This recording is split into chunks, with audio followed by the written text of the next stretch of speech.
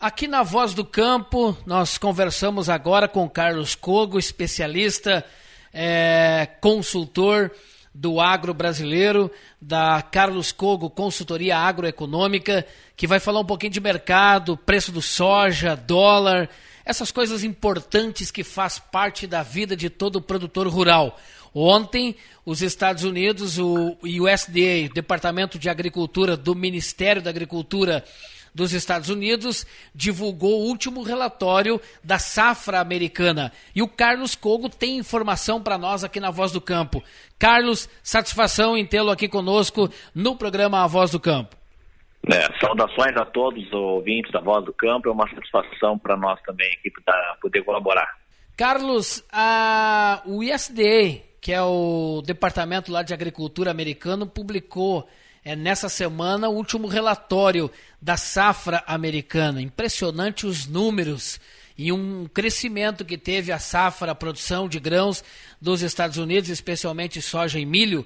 500 milhões 700 mil toneladas a produção de soja e milho nos Estados Unidos, um crescimento na safra americana, um recorde na produção de grãos dos Estados Unidos, Carlos. Perfeitamente isso mesmo, foi a maior safra da história dos Estados Unidos, incluindo todos os grãos, com destaque para a excepcional produção de milho esse ano, um recorde absoluto, produção de mais de 380 milhões de toneladas, e também a grande safra de soja que, para surpresa de todos, ontem foi, no relatório dessa semana, foi revisada para baixo, ao contrário do que todo mundo esperava, que os números iam sendo reajustados para cima, e a safra de soja foi revisada para baixo. De qualquer forma, é uma safra muito grande, é uma safra que realmente deixa o mercado internacional com nível de estoques confortável, mas pelo fato de surpresa de ter sido reduzida, ela acabou dando sustentação aos preços que passaram a subir novamente. Pois é, no soja 10% a mais do que a safra passada, a safra americana, né? Nesta safra, uma produção de 117 milhões de toneladas, né? Exatamente, é um grande crescimento, safra absolutamente recorde, né? Como a safra foi começada se pensando em 100 a 105 milhões, esse número foi crescendo à medida que o clima ia melhorando, e para surpresa de todos foi essa gigantesca safra, né? Tanto de soja como de milho, e que, de certa forma, a gente tem que deixar claro para todos que isso já está completamente precificado pelo mercado, já não tem mais nenhum efeito, seja de baixa ou de alta. Nesse momento, ao contrário, pelo fato de ser uma safra recorde, ter sido revisada um pouquinho para baixo, está impulsionando uma nova rodada de alta de cotações. Nós vimos com o preço da soja na faixa dos $10 por bushel desde a virada do ano, praticamente completamente estável. Já subiu depois do relatório e na sexta-feira já estava se aproximando então dos R$10,50 por bushel para o contrato março de 2017.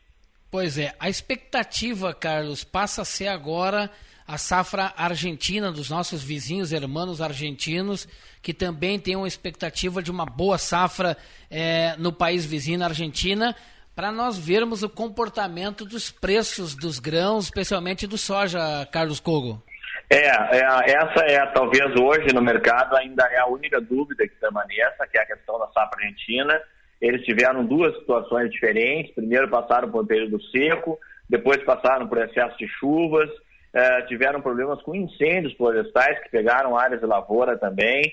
Então o número da Argentina talvez seja hoje a grande dúvida do mercado, se realmente é uma safra que hoje está projetada tanto pelo USDA como pelos próprios argentinos em 57 milhões de toneladas, mas já se fala em algum tipo de perda que no momento pode ser de coisa de 1 ou 2 milhões de toneladas, isso caindo aí para 55 ou 56 milhões, não é a maior safra da história da Argentina, e qualquer perda que ocorrer na Argentina vai fazer sim diferença no mercado, porque está se precificando uma safra normal, e se ela não for normal, isso pode dar mais um reforço nos preços também para cima. Deixa eu perguntar para você, que é um especialista, estudioso dessa questão, mercado, de grãos, especialmente falando de soja, Carlos Cogo, se confirmando os números, esses que estão sendo anunciados na Argentina, com o dos Estados Unidos, qual vai ser o comportamento do preço do soja para o produtor brasileiro que nos ouve, produtor aí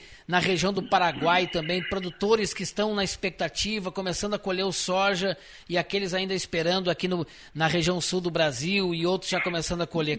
Qual vai ser o comportamento de preço do soja para esse produtor nosso brasileiro?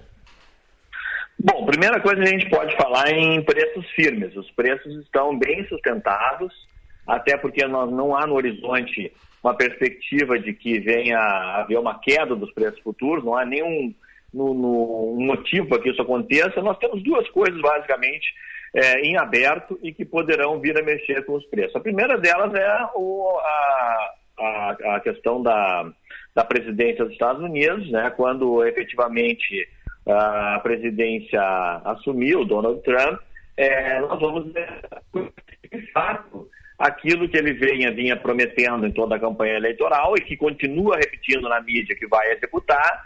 E se tudo esse conjunto de informações forem colocadas em práticas, a gente pode ter algum movimento no câmbio.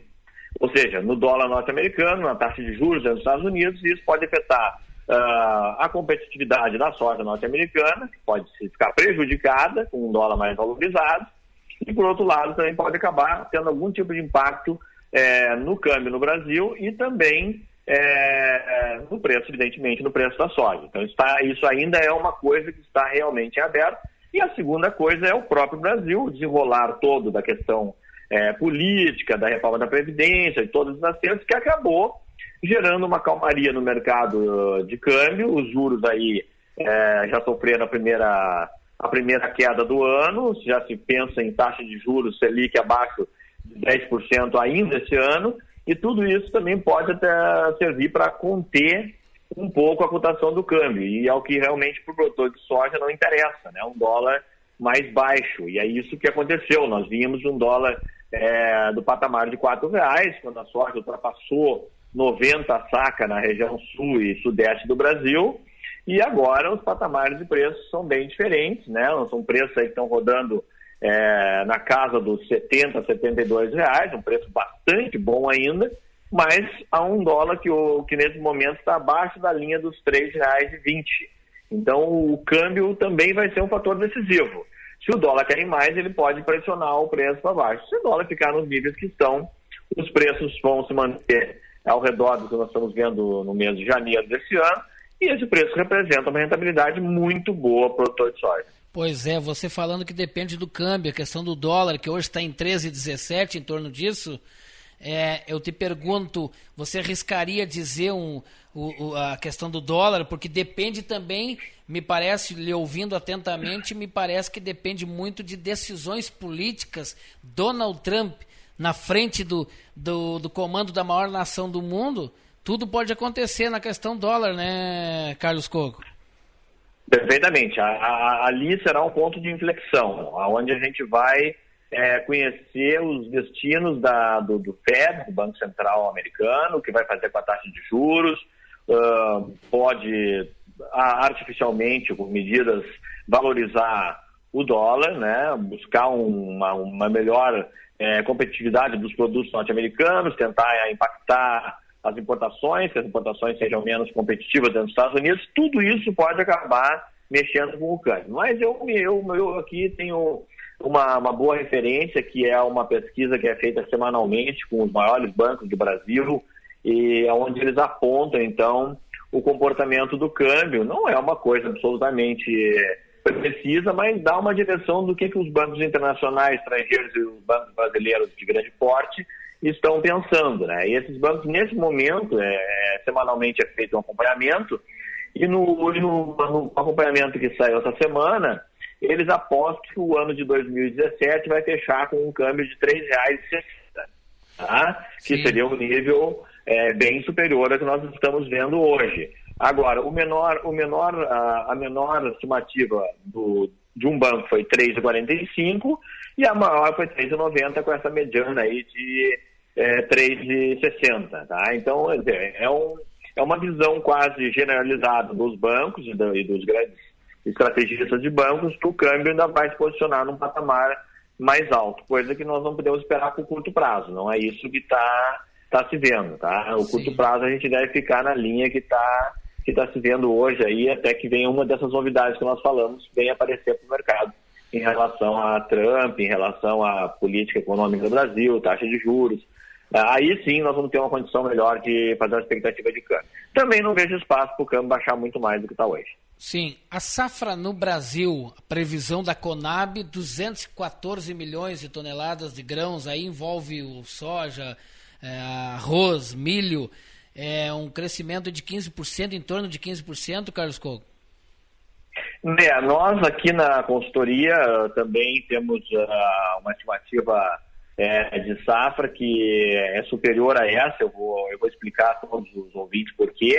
É uma questão de metodologia. A Conab, ela pesquisa mensalmente as safras, mas no caso da segunda safra de milho, que hoje é muito maior que a primeira, como todo mundo sabe, não é feito pesquisa, é repetido o valor do ano passado. Sim. E não é esse o movimento que nós estamos vendo em relação à compra de sementes e plantio. Há um claro movimento de aumento de área de milho na segunda safra, até porque como o clima foi favorável para a soja, cuja colheita já iniciou, inclusive, no Mato Grosso, o calendário para o plantio de milho de segunda safra vai ser o calendário aquele considerado a janela ideal, a janela correta, perfeita.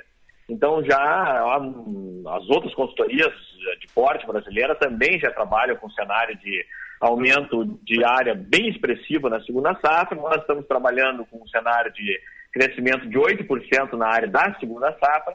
E aí, esse número, então, que nós estamos falando aí da Conab, ele saltaria em caso de um clima normal, saltaria para um valor maior. A gente já poderia pensar, então, aí sim, numa safra ultrapassando os 220 milhões de toneladas, considerando que a segunda safra do ano que passou, de 2016, todo mundo sabe, teve uma grande quebra de 30% em Mato Grosso, e não havendo quebra prevista para a segunda safra desse ano, nós teremos uma safra de milho que estamos projetando em 90 milhões de toneladas. É uma grande safra e levaria a safra total de grãos do Brasil para um patamar bem acima desses 215, levaria o Brasil a colher, então, um recorde que nós estamos aqui nesse momento, em janeiro, estamos projetando em 222,9 milhões de toneladas, já considerando o aumento da segunda safra.